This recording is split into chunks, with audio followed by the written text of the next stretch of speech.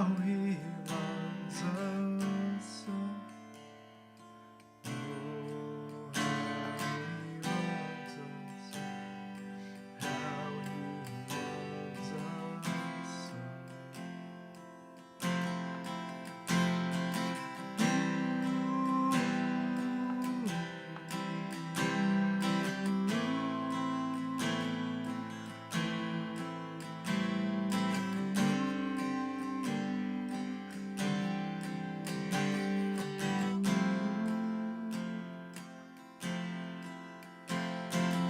We are his portion, and he is our prize, drawn to redemption by the grace in his eyes. If grace is an ocean, we're all sinking.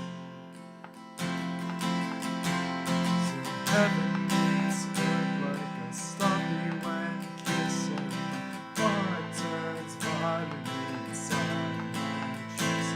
I don't have time to maintain these regrets when I think about the way he loves us. Oh, how he loves us. Oh, how he loves us. Oh, how he loves us. He loves us. Oh, how he loves us. Oh, how he loves us. Oh, how he loves. And oh, how he loves us. Oh, how he loves us. How he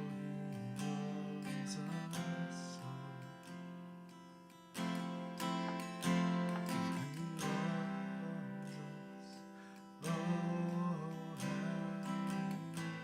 he loves us. Oh, how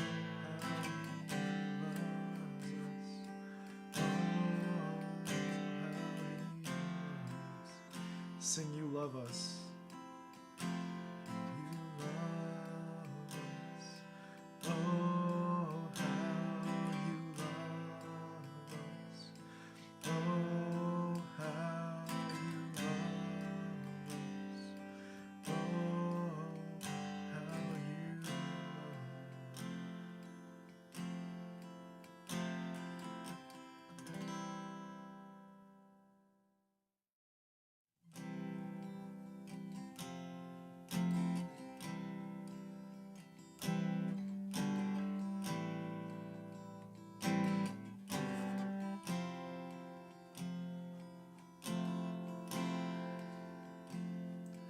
Lord, I confess, now with you I find my rest. Without you I fall apart. You're the that guides my heart.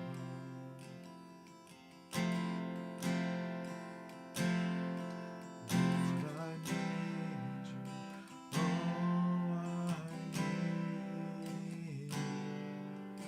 Every hour I need you. My one defense, my righteousness. Oh God, how I need you.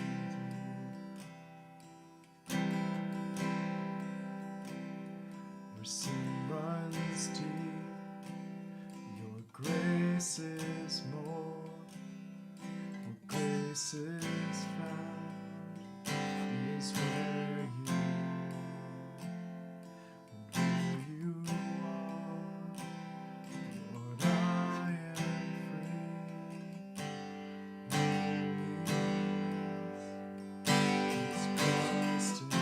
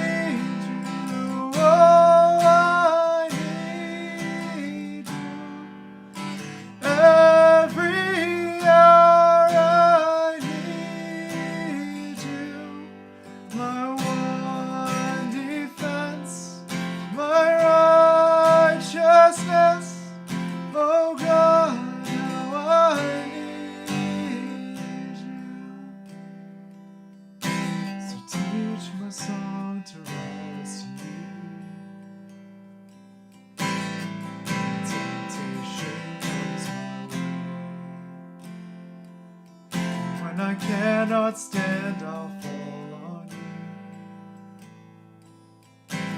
Jesus, you're my hope and stay. When I cannot stand, I'll fall on you. Jesus, you're my hope and stay. Lord, I need, oh, I need you.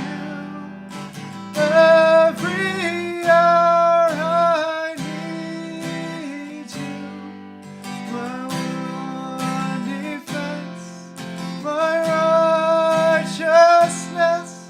Oh God, how I need you. My one defense, my righteousness. Oh God, how I need you. Defense, my righteousness. Oh God, how I need you. Hey, good morning, everyone, and welcome to Convergence. My name is Kevin. I'm one of the pastors here, and this morning I'm going to actually jump right into our passage that many of us have been reading this week out of 1 Corinthians 13. The Apostle Paul writes this: "If I could speak all the languages of earth and of angels, but didn't love others, I would only be a noisy gong or a clanging cymbal. If I had the gift of prophecy, and if I understood all of God's secret plans and possessed all knowledge, and if I had such faith that I could move mountains but didn't love others, I would be nothing. If I gave everything I have to the poor and even sacrificed my body, I could boast about it. But if I didn't love others, I would have gained nothing. Love is patient and kind. Love is not jealous or boastful or proud or rude. It does not demand its own way. It is not irritable, and it keeps no record of being wronged.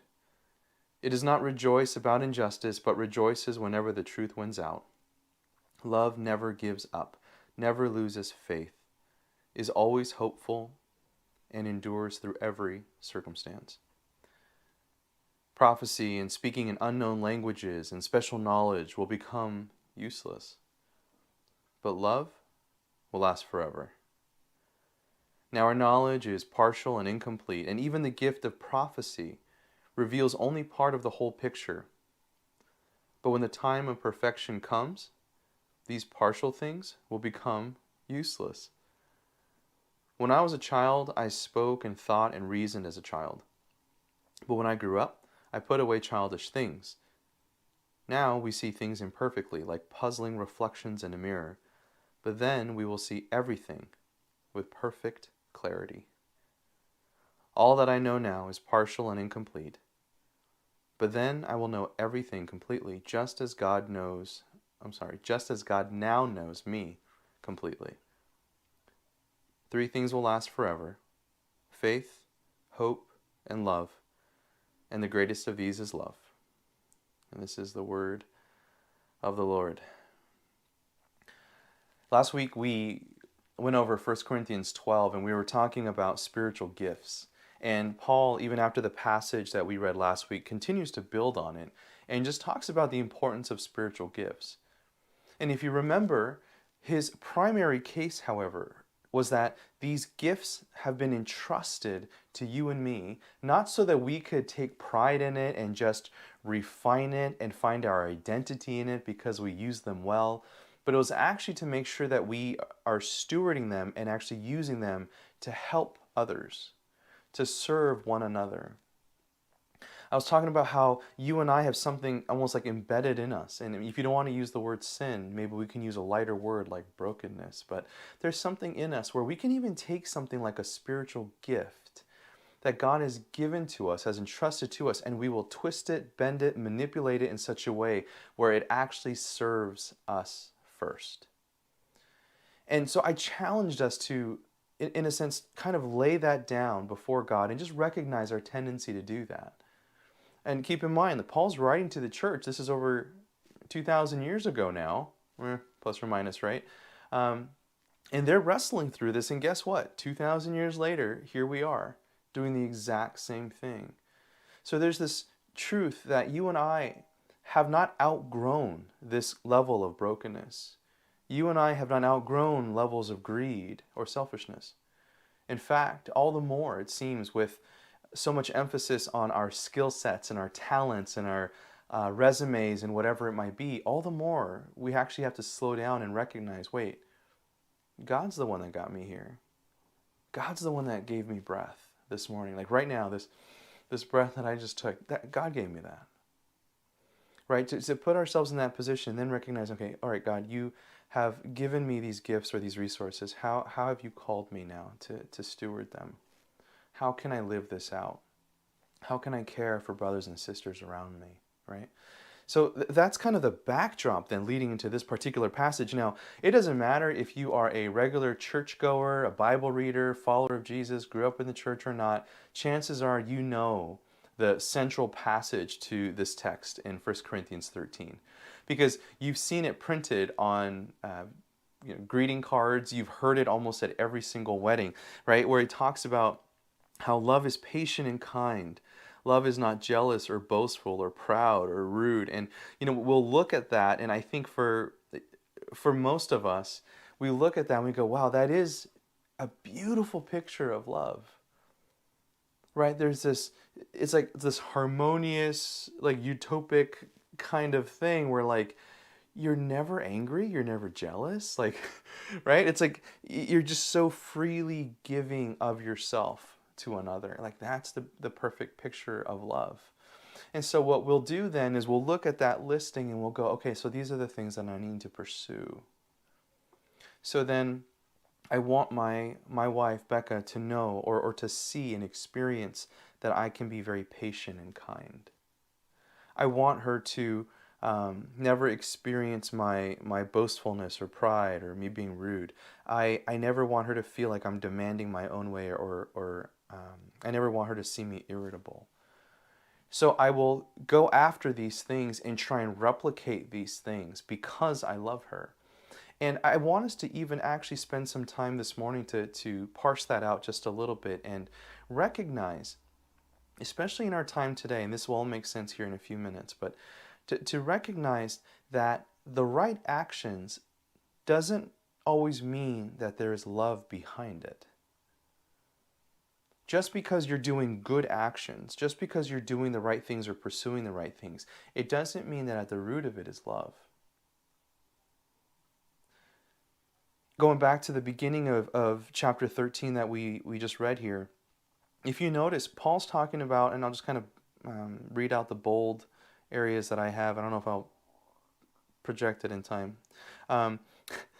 But he talks about if I could speak all the languages of earth, right? He says, if I had the gift of prophecy, if I understood all of God's secret plans and possessed all knowledge, if I had the faith, the conviction that I could even move mountains, even if I gave everything I had to people who needed it, even sacrificed my own body for it, it doesn't mean that there's love in me. It doesn't mean that that was all motivated and rooted in love. And I want us to think about that for a second because I think sometimes it's easier, actually, to give and appear charitable. It's easy to deceive others and even ourselves along the way, to think that what we're doing is actually loving someone else. And that's why we're giving, or when we have all this knowledge and we kind of just share it and talk about something and we appear very knowledgeable or passionate about something. It's as if we embody love, or we maybe believe that we are. But in this particular case, Paul is actually sending out a very clear warning that just because you and I are acting out this way, it doesn't mean the root of it all is love. But to be clear also, though, the love that he's talking about is not this like brotherly or sisterly love. It's not just in the context of marriages, right? In a covenant bond where it's about more of a romantic love. It's not that. The love, the word he uses is actually agape, the love that flows from the heart of God. And I want us to think about that because you and I can be wrapped up in so much good in life. And we may even deceive ourselves and say, well, as long as I act right, then that means it's flowing out of a deeper place. But perhaps now more than ever, we are realizing and seeing that just because you have good etiquette or good manners, just because you don't sound like you hate someone, just because you know how to navigate conversations and words, it doesn't mean that you don't hold hatred, anger, bitterness, resentment, jealousy, racism in your heart. You may think that you've built everything out in such a way where it appears like you love. But what Paul is saying is, let's be very clear. Those things that you've built are not necessary indicators that the love of God is in your own heart. And see, the irony is that we'll read this passage often at weddings and we'll talk about love and how beautiful this love is, but the way he's describing it, first and foremost, we have to understand is actually this is the love that flows from the heart of God to you and me. You and I are actually called to receive this love first. It's not that God is this very distant person and he's commanding you and me now to somehow live up to these high expectations. No, it's an overflow. It's the fact that you and I are receiving the love of God. And so as we're wrapped up in that love, you and I are embodying it. See, you and I can engage in good actions, and that may not always mean that it's rooted in the love of God. But if we are rooted in the love of God, it always leads to good actions.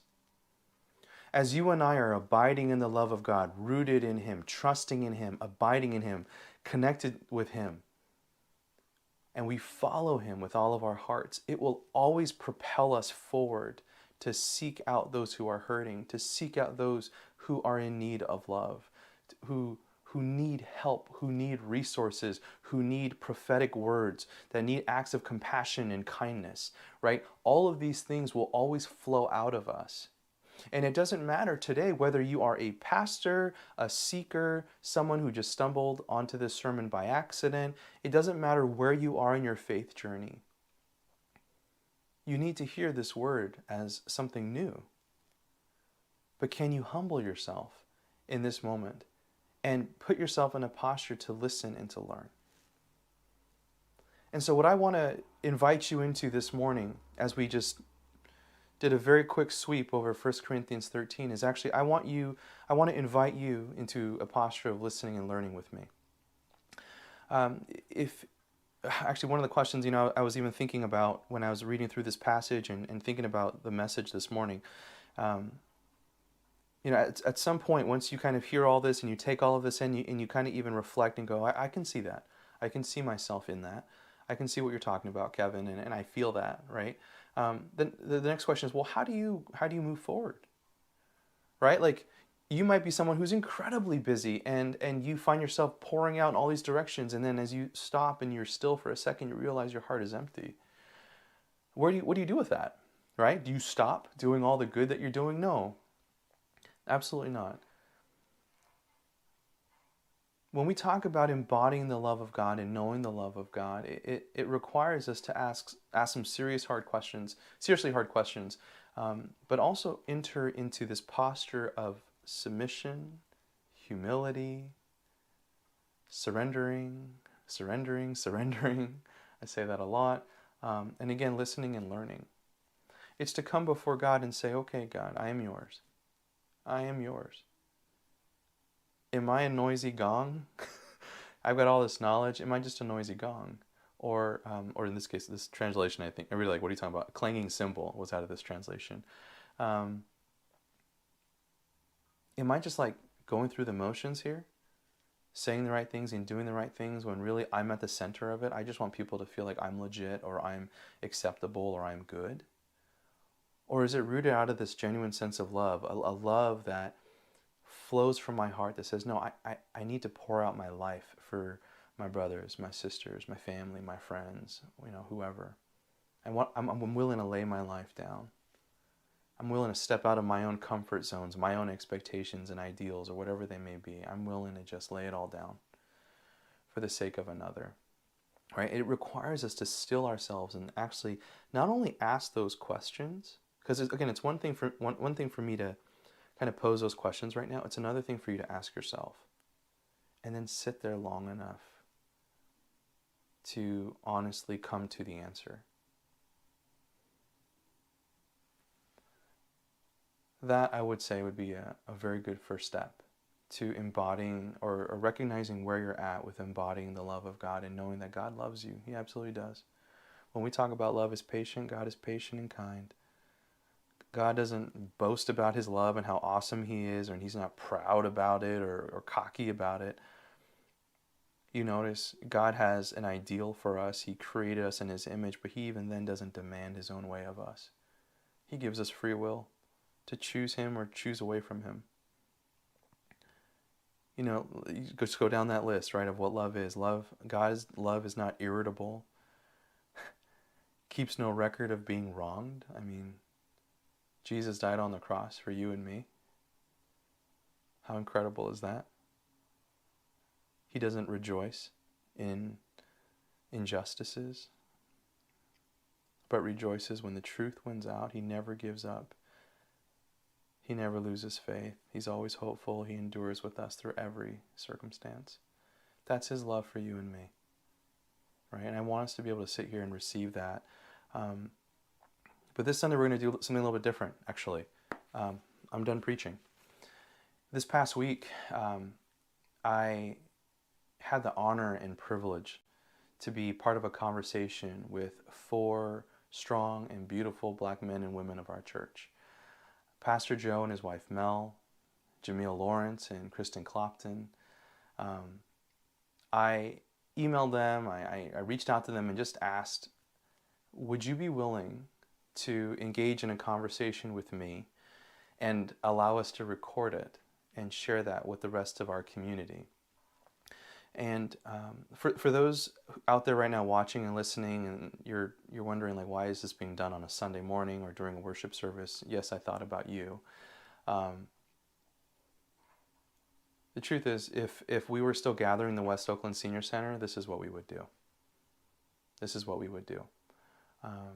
So I invited them, and by God's grace and by their hearts for one another in our community, for this community, they said yes. They said yes. For the next 55 minutes or so, you will be invited into that conversation. I shared a disclaimer in the beginning that my ignorance and my inability to confidently navigate the conversation, help facilitate the conversation, would all come out, and they graciously just nodded and said okay. But we just started sharing and started talking. And so I would ask each of you, even if this seems different or uncomfortable for you, I want to challenge you to sit and listen. To listen and learn, to put yourself in a posture, just as I encouraged you to do earlier with 1 Corinthians 13, and just ask the question, God, what are you doing? What are you doing in my life? What are you trying to show me? Maybe it's something that you've believed in or you thought it was right and you have all your opinions and thoughts, and maybe this moment again is just a call to say, shh, listen, learn. These brothers and sisters have allowed us to, have given us an opportunity to step in and listen and also carry together the burden that they've been carrying. And I want us to understand that that's a privilege. That's a gift. And so, without further ado, here's the conversation. Anyways, so here we are. Thank you, each of you, again, for being a part of this conversation. Pastor Joe, this whole week, I feel like whether it's been in my ear, I've seen it or heard it shared through others, or through life groups, I feel like the call has been to listen and to learn. And as I heard him say that initially, I remember feeling very challenged by that, because every part of me feels like that is not what I want to do right now. I want to react. I want to call out. I want to move. I feel just a range of emotions that I just need to get out. Like I need to use it to move forward, right? I need change. I want something to happen, and to feel, to hear this recommendation to listen and learn has been challenging for me. And yet, as I have been trying to do it more this week, I recognize that as empathetic as I think I can be, as many examples I can think of that where I can maybe relate to some of the feelings and experiences that my Black brothers and sisters are sharing and experiencing, I have been experiencing, I recognize that I'm not. That each of you have very unique experiences. Each of you have unique stories. And even just sharing and hearing the stories of everyone here right now, I recognize that we're all feeling some similar and some very different things. And so my hope is that in our next 30 or 40 minutes, that I, along with our community, can come alongside and truly sit and listen and learn, to allow our hearts to be broken, to allow our hearts to be convicted, and to truly move from that place into a place of seeking the wholeness, not just for our church or our race or our ideals, our expectations, whatever it may be, but all of us. Anyhow, so if I could, Joe, Pastor Joe, I'd like to ask if you could share first for us a little bit, just because you gave me the word, you shared the word.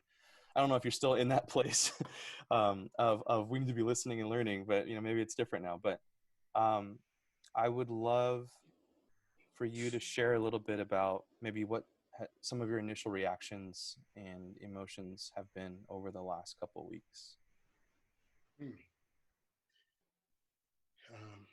Well, yeah, thank you for making the space. Yeah, my emotions, I think I've been kind of all over the place. Yeah, I didn't watch the George Floyd video in its entirety. I just, I couldn't get past the first few seconds. But, I've listened to a number of people talk about it. And yesterday I was listening to a podcast between three coaches, Steve Kerr, the coach for the Warriors, Pete Carroll, the coach for the Seattle Seahawks, and then Greg Popovich, the coach for the San Antonio Spurs. And they're just having a really amazing, powerful conversation about race in America. And, they're talking about the video and seeing the officer in his face and just their own reactions.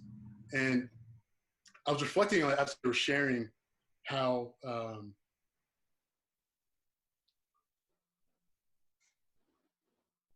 how painful it's been for people who didn't have there hasn't been a camera to capture this moment, and like what that does to a person, what that does to a community.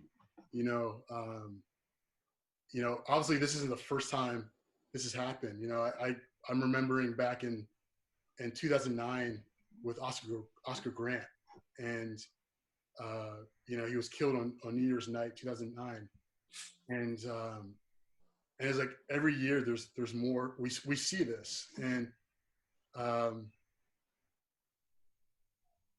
I was listening to the civil rights attorney, and he said,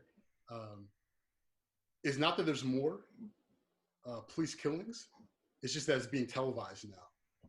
And I've just been thinking about, just the pain what people have been holding in as far as experiencing this, and it's not been on camera, not being believed.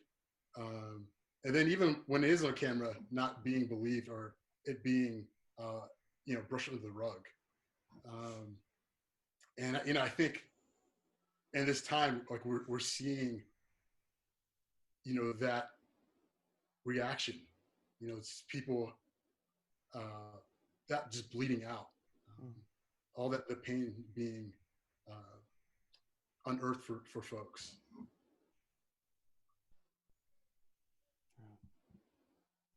Thank you. Yeah. Mel, I know it's been very emotional, and I know you've shared with us now multiple times, like, I don't know if I'll be able to have this conversation or to pray. It's just very raw right now, and yet you're here. You're here and you're present. You're sharing with us, and I'm grateful for that. Can you share also a little bit of what kind of your initial kind of reactions and kind of emotions have been like in the last couple of weeks? So yeah, I didn't watch the whole George Floyd video. I couldn't, and then I saw things were kind of brewing, and then I had even told my boss, I was like, I'm gonna have to go dark. I told you too. I was like, I can't watch the news. This is too much. But then I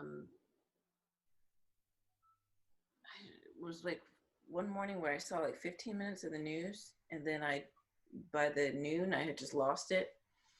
I just started crying uncontrollably for a while, and it was probably a lot of different things, but I was sharing with Joe. I was like, I'm so scared, and there's just so many different things going through my mind, and still wanting to kind of check out, but then that was like the sirens over at Bay Street and the helicopters, and so it was just a whole weekend. Even on Monday for work, you could still hear sirens and helicopters. Just a very sad and anxiety-driven weekend. And Friday, my hope was very, very low. Like, my hope was zero as far as like hope for things getting better, basically. And now it's a little better, but I really don't really believe most of what people are saying about, oh yeah, we're working on this, we're listening to you. It's like, I really don't believe it. Even the money that's been, I've heard, I haven't been following most of it the last 2 days. I didn't watch the funeral. I was talking to my mom. She's like, did you watch this? Did you hear about that? I don't know nothing. And that's what's making me feel calm, and just being able to focus on my kids. But I really don't believe half of it. It's like I said, it's a little encouraging, like, oh, okay. But I'm like, it took the whole world basically protesting for you to be like, maybe we should give some of this money away that's just been sitting in the bank, talking about, oh yeah, we don't, no, sorry, no loans for you. Okay, now that people are out in the street acting a fool, now you want to say, oh, we got some money for you. Okay, so then I was talking to my dad, and he was like, well, there might be a fine print. The fine print says, oh yeah, after taxes and something over 20,000 years, So when I see some of the statistics really changing, when I see people got this money for their loans, their whatever, the housing, when we see some of these things change, that's when I'll be like, okay, y'all was listening, because just sitting here like, yeah, we're listening. No, you're not. And so the reason why I think that is because a lot of people don't have to deal with this reality. They're not in relationship with folks who are living the life of a black person, So they're gonna maybe hear it at the time, maybe it's gonna impact them, they might do this or that, but if it doesn't impact their daily life, it's a flyby, and I say that from my own experience and things that I hear about that are important, but because it doesn't impact my life, I say that from my own experience. So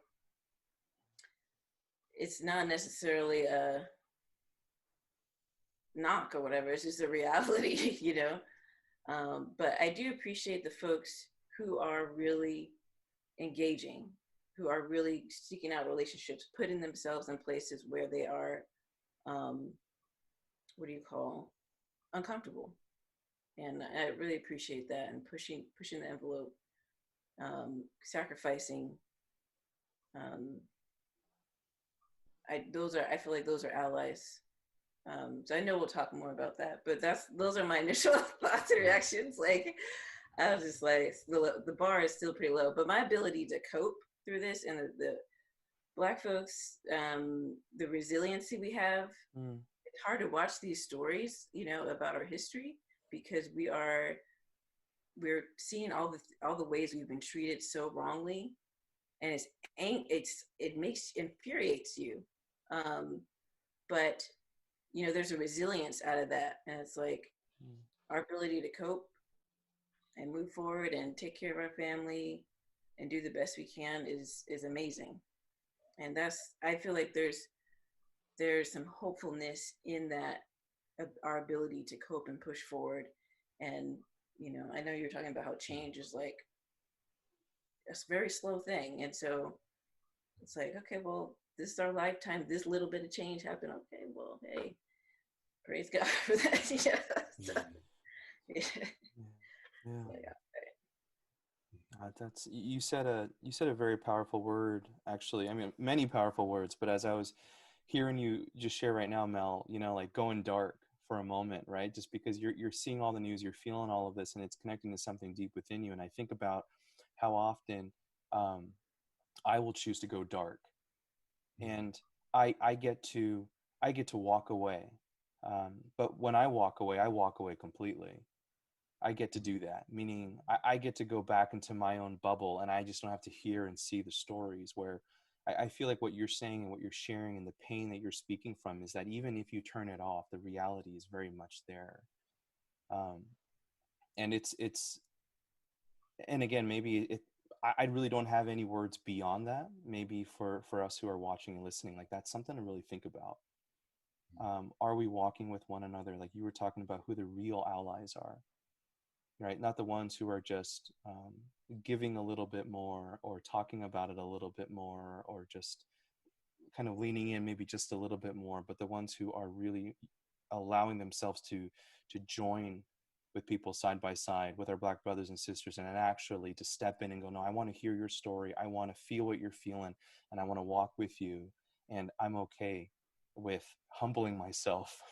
I'm okay with looking at my blind spots and entering into the pain and maybe have some of that darkness exposed within me. Thank you. I know. So we're gonna get to definitely more on how we can support one another, and just advocate and really be allies. But I want to give us also a quick go around here. Jamil, can I call on you to share a little bit on what have you been thinking and experiencing? What were your initial responses over the last couple of weeks? I don't know if you watched the video of the murder of George Floyd, and yeah, just would love to hear from you. I don't think I've watched it all, I guess 8 minutes and 46 seconds straight. I've probably seen its entirety in clip fashion. And probably sadly, I wasn't severely affected by the video because I think I've seen this kind of thing happen before on the news, probably dozens of times throughout my lifetime. And so I think, you know, I've developed somewhat of a callus to being shocked at a video like that. I think where I felt most affected was kind of the fallout among, or the reaction among people once protests began. You know, there's outcry, oh, this is terrible, a man was killed because you know, someone was kneeling on his neck. Yes, we're outraged. But then there were protests, and there was looting, and you know, there was a call from some people, oh no, these protests, yes, people have the right to protest, but how much longer can this looting continue? How much longer can we allow our businesses to be vandalized? And I in no way condone that or believe that it's a necessity at all. But the initial question of why was this man killed, I felt like was quickly forgotten. Wow. Among some circles, I'm not accusing that of everyone, but I think among some people it was quickly forgotten, like that purpose was lost. I felt that from the leadership in the country in particular. But personally, I also felt a burden that I hadn't felt before. I'm 36, so I didn't grow up in civil rights era, and I think maybe I don't think I had a false sense that everything was okay, but I don't think I was asked to give my viewpoint or to express action that should be taken before. I don't think people look to me in that way, like they did with the death of George Floyd, Ahmaud Arbery, Breonna Taylor. Very recent people who killed. So I think there was a burden that was new. I think also, the country had been the world had been afflicted or is still afflicted by COVID.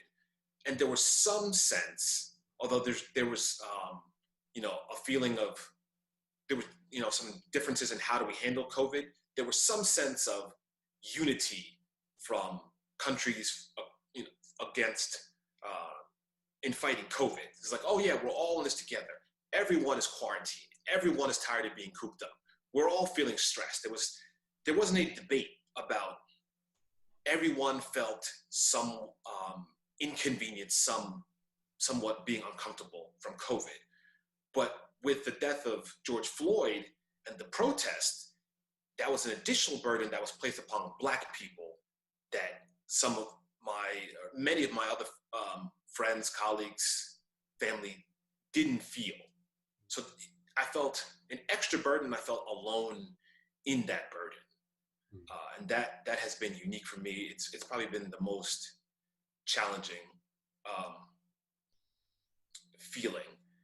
I think along with the burden comes a call to represent in ways I'm not used to doing. My job, for example, they had they called it this Action Coalition, and it was formed very quickly. I think some out of the desire to get a response out. How does our company feel about the death of George Floyd and the plight of Black people in America? Well, we want to know. We want everyone to know. We take action very quickly. But the company is like most companies is majority not Black. So the Action Coalition was not Black.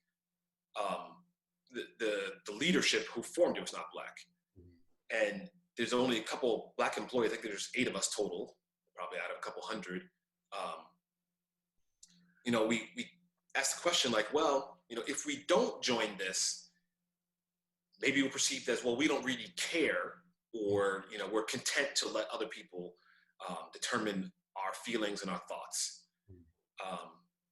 But if you do join it, you're expected to know exactly what to do, who to donate to, what marches to attend, that kind of thing. So that I don't know that. I haven't taken on an activist role, and so I think if I want change as a Black person, I should take some ownership in it. But I almost felt not ready to do that, and that kind of saddens me.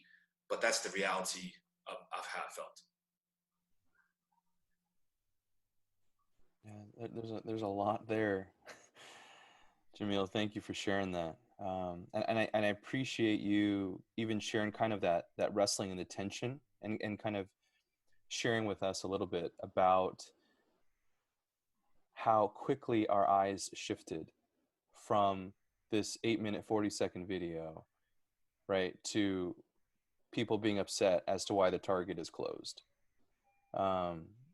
And I don't, and I think it's so easy because when we follow kind of the media or the majority voices maybe even around us, it's like our eyes can quickly shift. And depending on, and maybe this connects back to what you were saying or what Mel was saying earlier, I think she had to walk away.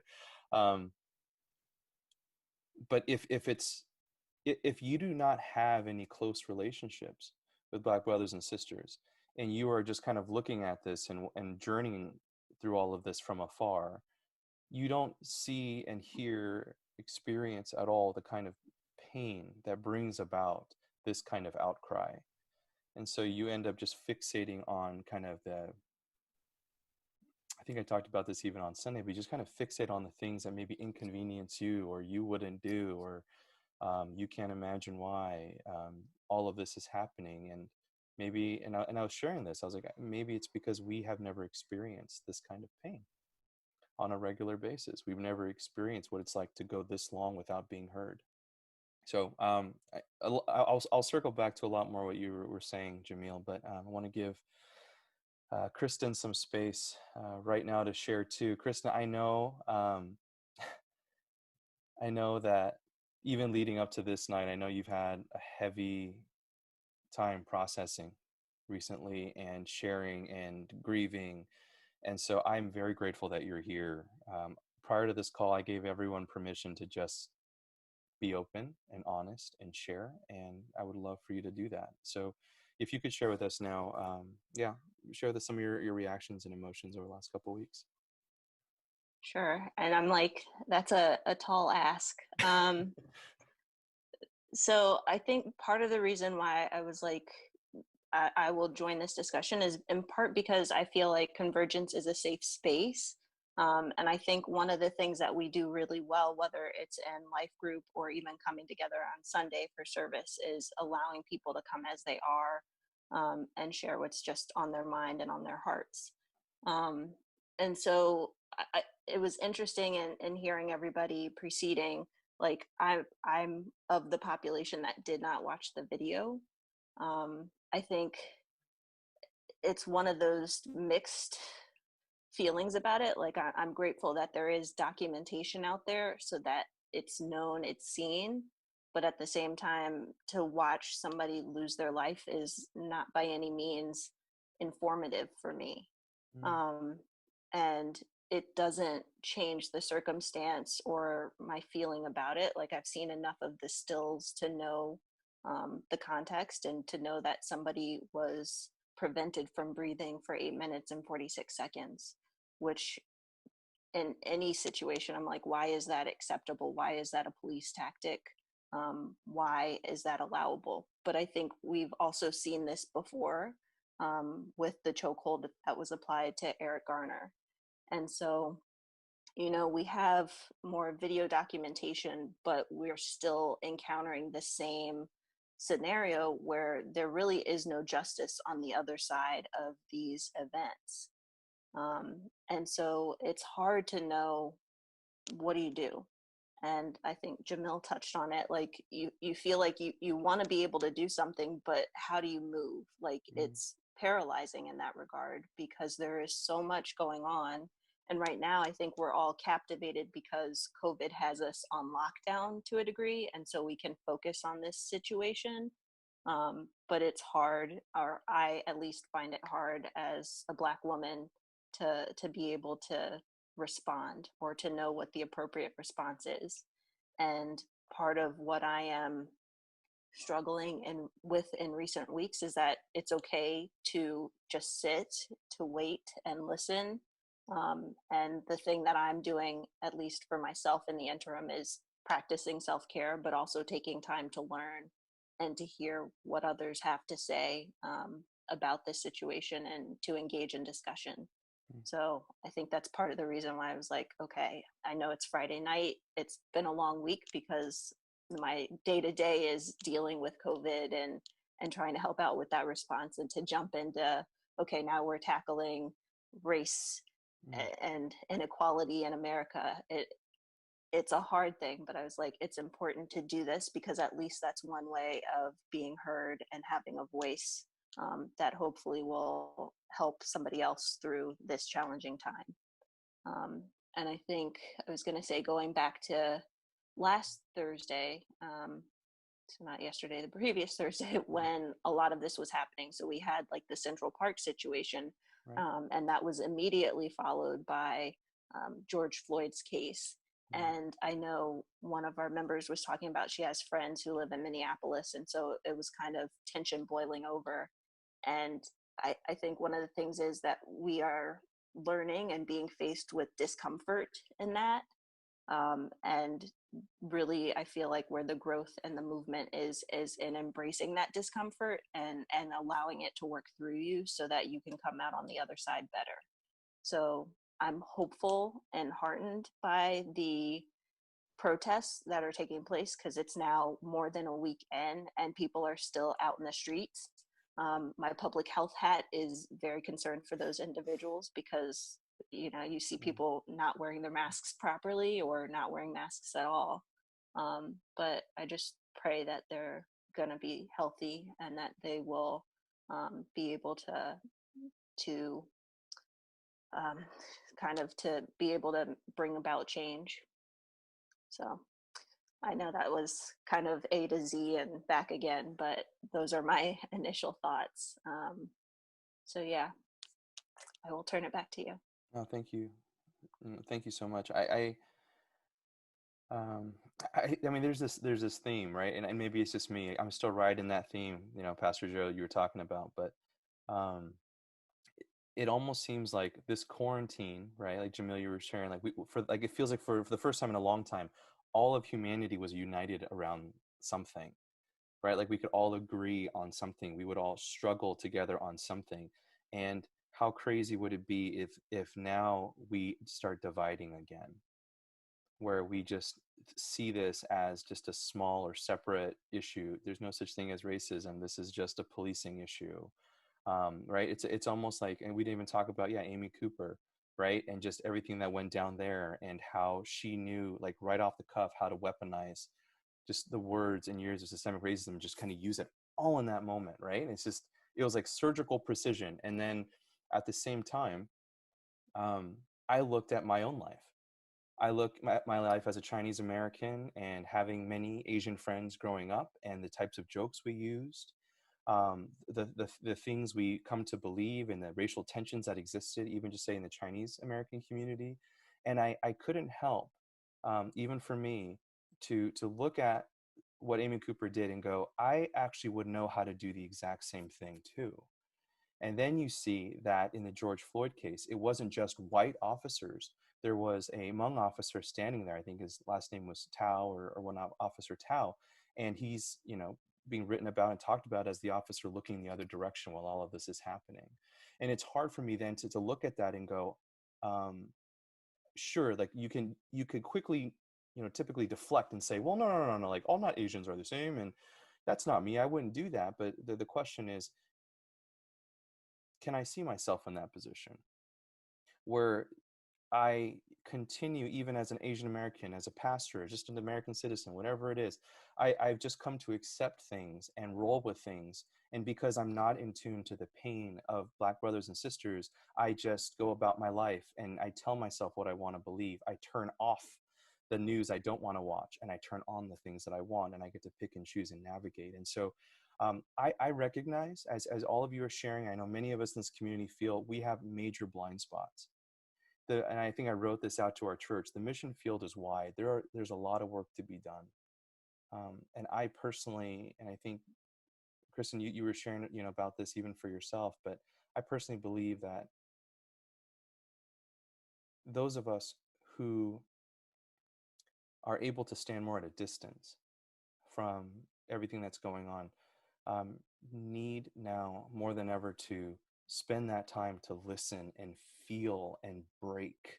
And I think a brother this past week talked about a heart being crushed, for our hearts to be crushed so that we could understand what solidarity means beyond just a punchline or beyond just a really solid, good ambition, right? But to truly stand alongside and say, when we read the scriptures and hear that the body is meant to be all of us connected and we all need each other. And if one part of the body hurts, then we all hurt. If one part of the body rejoices, we all rejoice. To actually take those words and actually embody them ourselves, right? I feel that. But now though, I want to transition to allowing, if y'all are okay with it, being teachers and helping, perhaps. I know this is even a taller ask, Kristen. I know I made a very tall ask earlier, but perhaps another one. We are here as a community, Convergence, followers of Jesus, to refine, help sharpen one another, right? And knowing that I have my blind spots, we all have our blind spots. If you can think of any or share any right now, are there things that you can even see in our own church and in me and the brothers and sisters, things that we're missing in this conversation, that are missing? And maybe it is just listening and learning or whatever it may be, but I'm just curious, like, even as I was talking about Officer Tao, I'm curious what your reactions are when I say that. But yeah, if there are any blind spots, and maybe if you want to connect this to how we can better love and walk with each and every single one of you. Yeah. I'm going to circle back, actually. Joe and Mel, if y'all want to jump in on this one, if you could just share a little bit, I don't know, just blind spots that you might see in us. And Mel, I feel like you shared some a little earlier, but feel free to continue to do so. Or maybe just ways that our community could better love and serve and listen and understand and advocate and be allies.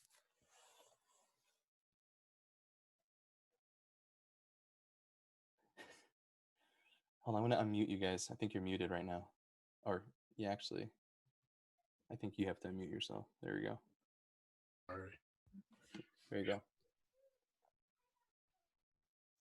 One of the things, and I was thinking about, I mean, it's kind of going back to, Kevin and I've had conversations, and, Kirsten brought up too, but, it's this idea of sitting in pain. And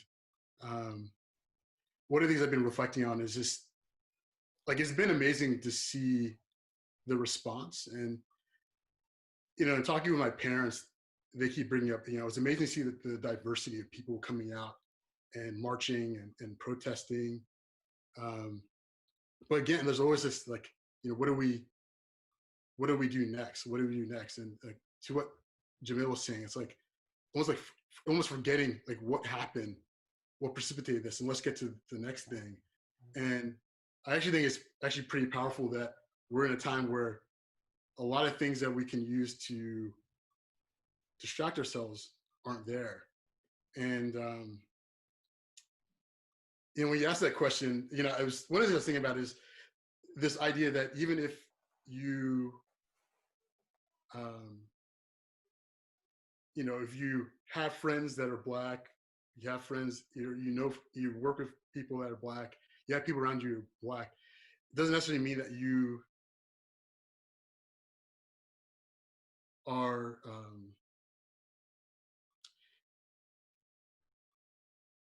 engaged with their pain. And I want to give an example. This is just recent. There's quarterback for the New Orleans Saints, Drew Brees, and great quarterback. Will be in the Hall of Fame someday. He was part of. People will say that he's part of the revitalization of New Orleans. After Hurricane Katrina, he did a lot of a lot of fundraising work, and just him being the quarterback of the team, inspired New Orleans. And recently he was doing an interview where he was asked, in light of everything that's going on, and kind of reflecting on Colin Kaepernick, who took a silent protest against police brutality, and he was kneeling during the national anthem, and he, he reiterated over and over again how it had nothing to do against the military. It was in solidarity with people who have experienced police brutality, and he was calling to make awareness for police brutality. And so when Drew Brees was asked about this, he said he can never get behind someone disrespecting the flag. And it's something that he said before. It wasn't something new, but in light of where we are right now, it landed differently.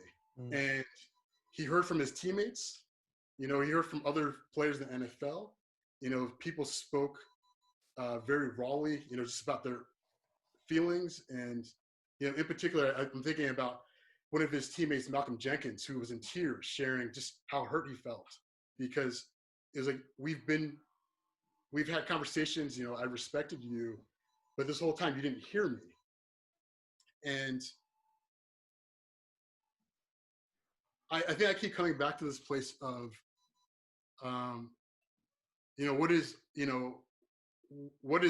it in us when we hear someone's story, when they share, that we want to reject it or deny it or deflect to something else.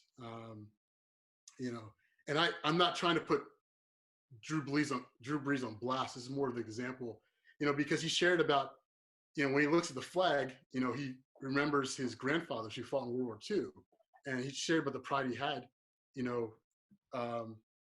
thinking about his grandfathers. And that night I was just reading different accounts from athletes and just people sharing, and a lot of what I was reading was from Black people sharing, like, yeah, I had grandfathers too served in World War II, but when they came back, they came back to Jim Crow. They didn't come back to a hero's. Wow. So it's like, you see this flag and it represents one thing to you, but you're unwilling to listen when we say is not representing the same thing for us. And you continue going back to the same argument, even though you have many of your teammates are Black and they've had conversations, and you keep going back to this. So my point being is,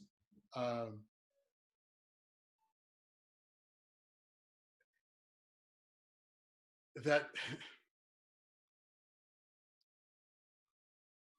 we need to get into space where we have to we need to be able to be open to people's pain, and actually, ask yourselves a question, like, what is it in us that wants to deflect it or minimize it or distract from it? And what was powerful about this moment with this example is just the conversations that have been happening afterwards. And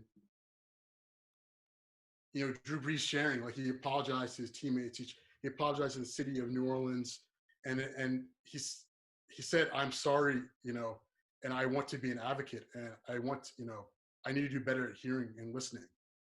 And it took that response. It took his teammates crying, teammates angry at him. And it's like, 4 years, you still haven't heard what we've been talking about. And yeah, so, I know that, the argument has been said, things have changed. Like, we had a Black man, as president, and there's these things that people will use to deflect from the issue. And it's like, no, there's still things there. And yes, there is progress. But there's still a ways that we need to go. And we need to be able to listen.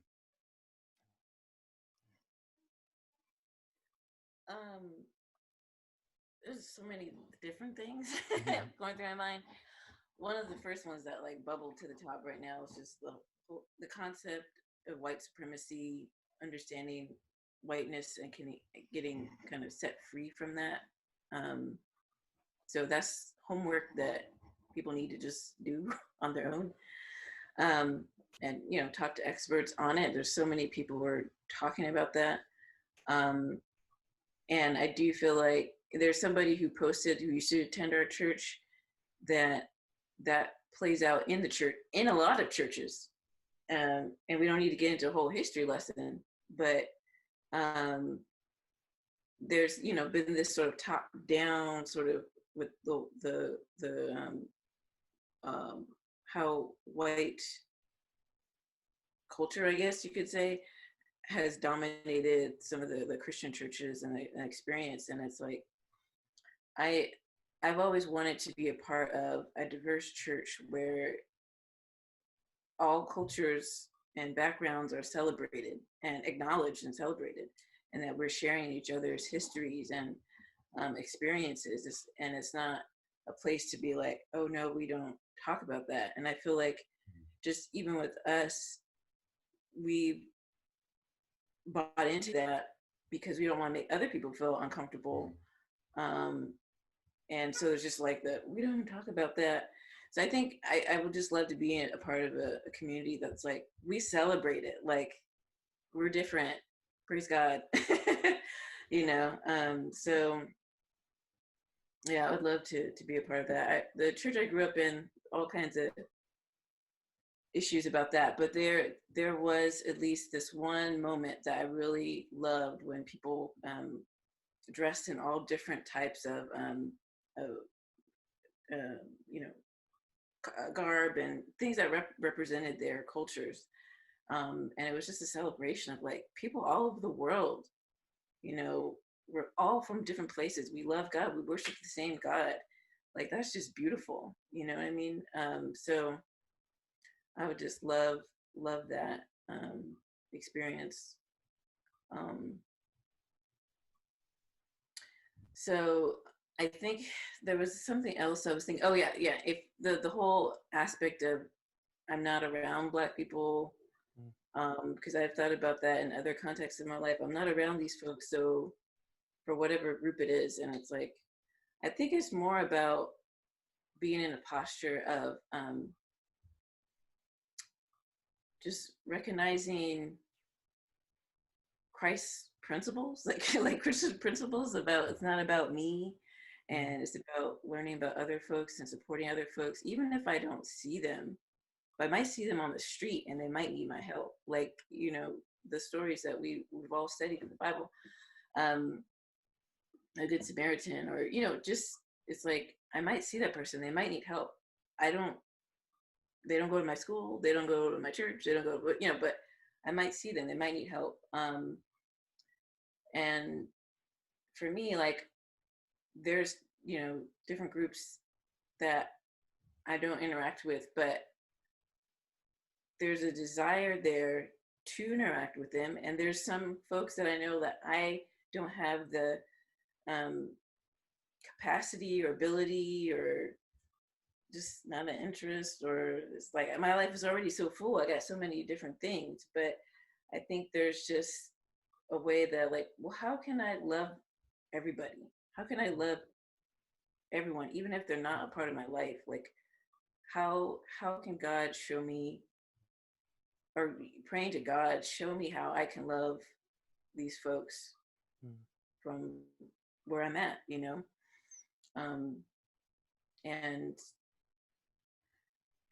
even if it is just praying, or just having that heart, or even in your job, like if you're the one who's reviewing loans, you're the one who may be like, oh, we this is kind of wrong how we've been doing this, you know, and you're the one who stands up for justice, you know. So I just think that there's just a lot of ways to just kind of have that heart of like, you know, what would God have me to do? How should I love my brother and my sister, even if I don't know them? Like, never had a Black person over my house. Like, just how can I just be in a serving posture?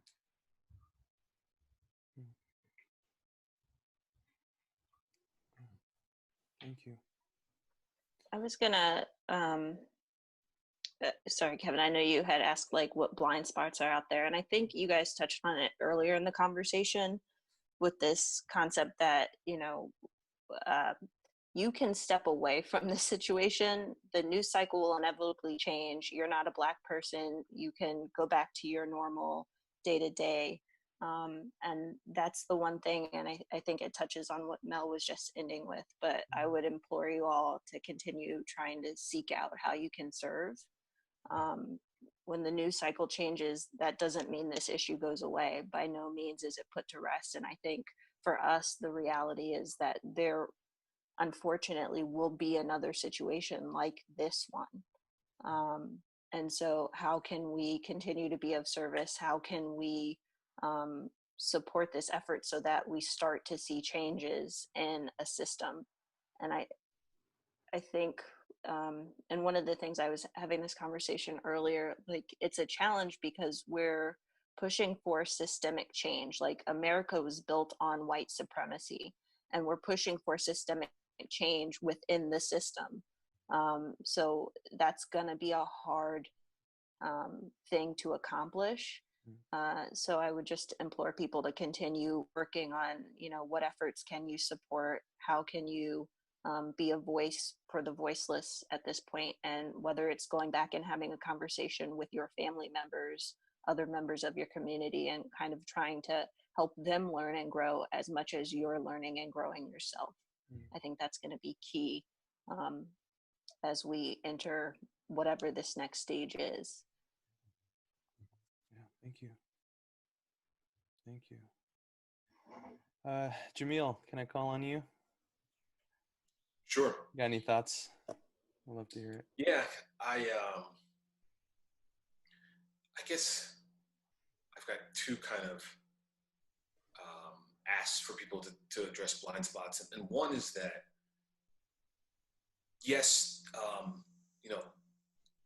tragedies like the killing of George Floyd are terrible. But in some ways, there's always going to be extremists. I don't know the heart of the officer who killed him, but maybe he's extremist.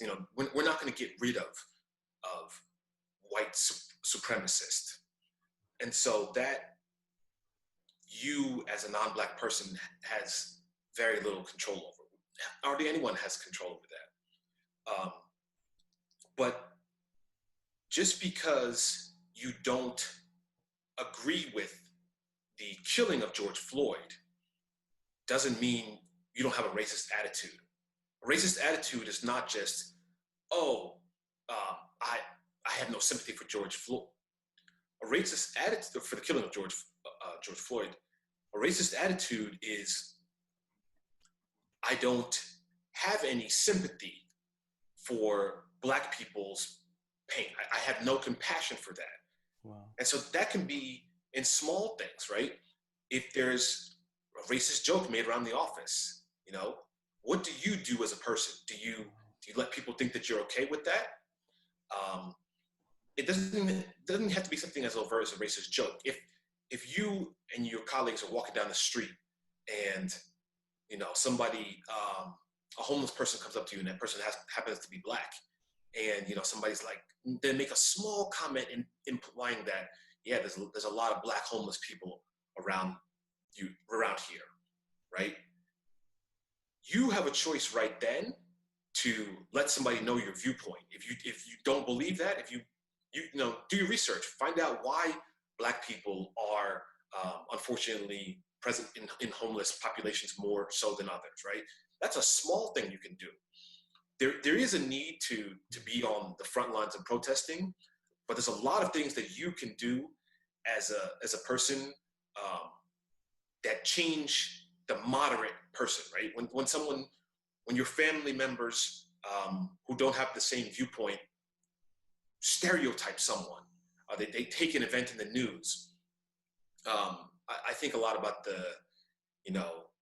LeBron had made some comments about Eric Garner and Colin Kaepernick, and there was I don't recall the woman's name, she talked about shut up and dribble, right?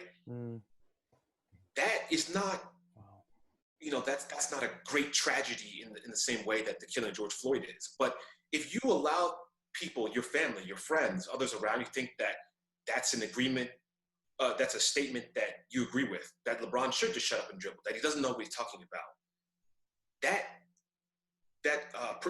allows systemic racism to persist. Wow. So examine the opinions that you have, the things that you let pass, and really bring it upon yourself to say, that's not what I stand for. If I do let that stand, I am continuing racism. So yeah, it's kind of small things that you can do. It doesn't have to be large. It can be on a smaller scale. And the other thing is realize what you can do as one individual. Kevin, I had talked with you last week, and we talked about, what was some action that we could take. And I said that I was sort of conflicted about making a social media post. Mm-hmm. I'm on social media. I follow it. I wouldn't say I'm super enthusiastic, but I've got Instagram, I've got Facebook, I've got Twitter, and I thought, well, why should I make a post? But I thought about it more, and if there's one person who looked at me and said, Jamil, he seems like a pretty reasonable person. If he is really upset about the killing of George Floyd or the response to rioting, then maybe I should take a look at that, right? And if I have 2,000 followers on Facebook or friends, and there's one person who's affected, that's a victory. Mm. So don't sell yourself short in what you can do and your influence over the people around you. If you're walking down the street, I've been positively affected by conversations by random strangers who weren't talking to me, but they were talking about issues that are going on, and they were saying, yeah, I'm really awakened. They weren't aware of what they were saying, but people around you are taking note of that. So if it's a social media post, if it's a conversation that you have at lunch, if it's a conversation you have and you're like, I'm going to speak up today. I'm going to give my real opinion. Don't sell yourself short on who you can influence and whose mind you can change. That's it. Thank you. Thank you so much. I feel like this needs to be one of many conversations in our community. I'm very grateful for all of you. Again, I know this was a big ask, and you have given more of yourselves to this community now, and sharing with us, inviting us into your journey, into your lives. Jamil, as you were sharing about, the little moments where we could, we need to educate ourselves. I think all of you have said that, right? We need to educate ourselves, but stand up in those smaller moments, right? Are we going to let that moment pass with a coworker or with a family member? And I was thinking to myself, gosh, that sounds really tiring. That sounds exhausting. And I go, wow, Kevin, you think it's exhausting. You think it's tiring. Okay. It's a time to listen and learn. And so I just want to share with all of you, I know that I am privileged to be able to be called pastor of this community, but tonight I feel pastored by all of you. Thank you for sharing. I'll echo much of the call to response that all of you just shared. And I recognize that it's daunting. And I recognize that even through my own personal experience with family and friends and neighbors, that just giving them the right answers and pleading with their humanity doesn't work. Sometimes it really requires us to live it out and model that love and make sacrifices and be willing to truly, again, embody what solidarity means. And that takes something beyond us. I believe that. And so even as you're sharing with us and giving us different pathways, I pray for anointing on each of you as strong, beautiful Black men, Black women in our community. I pray for protection over each of you, over all of us. I pray that our hearts would actually find the love of God heal us once again, to move us forward, to empower us, but to truly be salt and light in a world that needs much more than more shouting. We all need Jesus. I know each of us need him, and yeah, and if I'm allowed to ramble longer, I will go all night, because I am just trying to take in all that you've shared tonight. And I want to lift it all up to Jesus right now. If you're okay, I would love to pray for us. Yeah, I'd just love to pray for us. God, you have given us this moment in the midst of all the pain and the grieving and the loss and the anger, the confusion and uncertainty. You've given us this moment to listen, to learn, to hear the word shared by beloved brothers and sisters, your beloved daughters and sons. God, would you still us right now to calm our own voices, our own opinions, our own thoughts, and just open our hearts to what you are saying and what you are doing and what you have said tonight.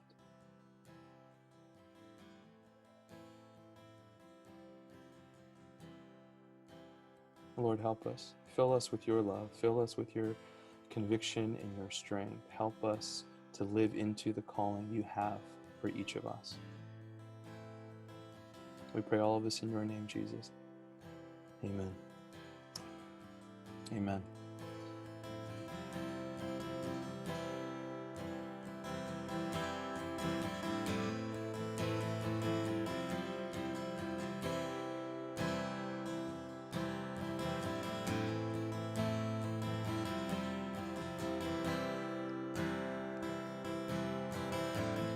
There's a grace when the heart is under fire,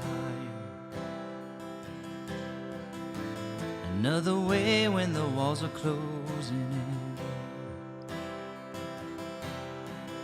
And when I look at the space between where I used to be and this reckoning, I know I will never be alone.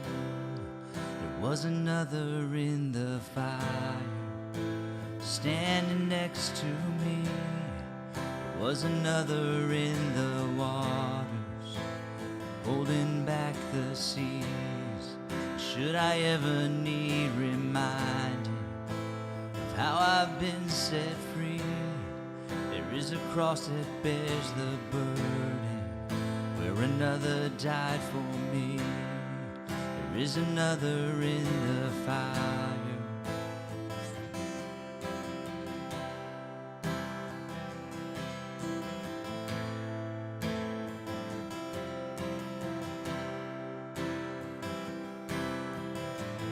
All my dead left for dead beneath the waters.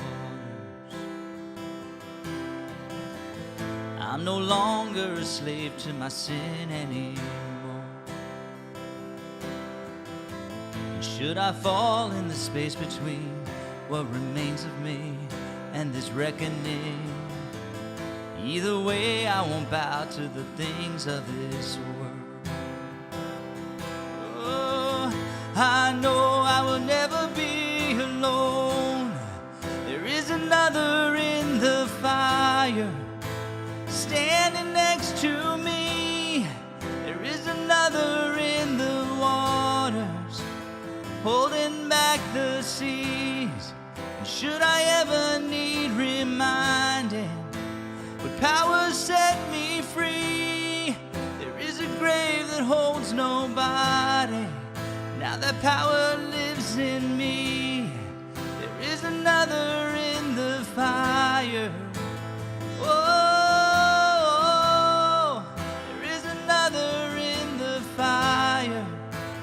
Oh, there is another in the fire. Oh, there is another in the fire. Oh, I can see the light in the darkness as the darkness bows to him. I can hear the roam in the heavens heavens as the space between wears thin. I can feel the ground shake beneath us as the prison walls cave in. Nothing stands between us. Nothing stands between us.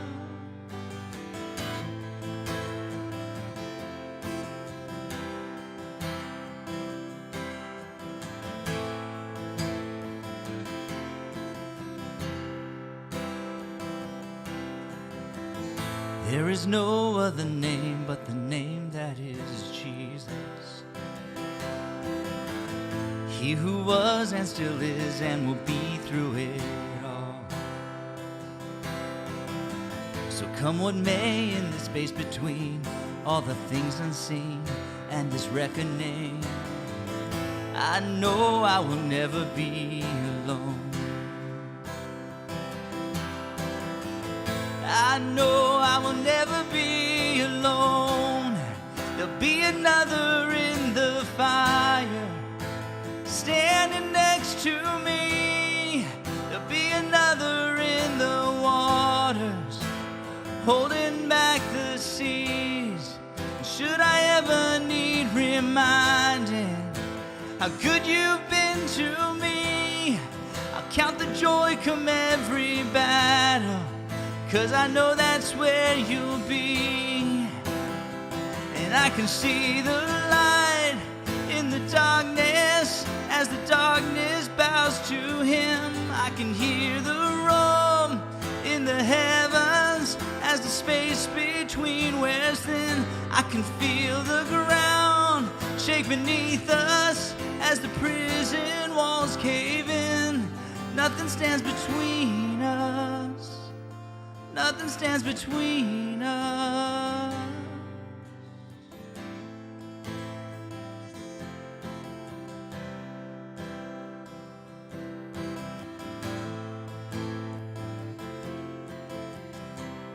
There was another in the fire. There is another in the fire.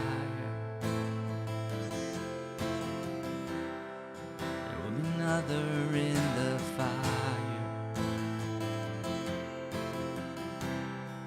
Jesus, you are in the fire.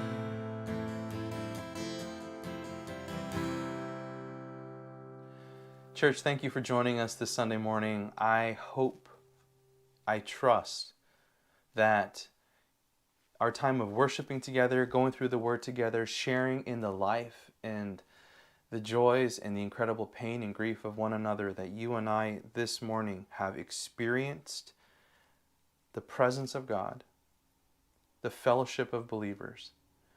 And I really hope that each of us will continue to put ourselves in this posture of listening and learning, recognizing that each of us, we all have been given gifts.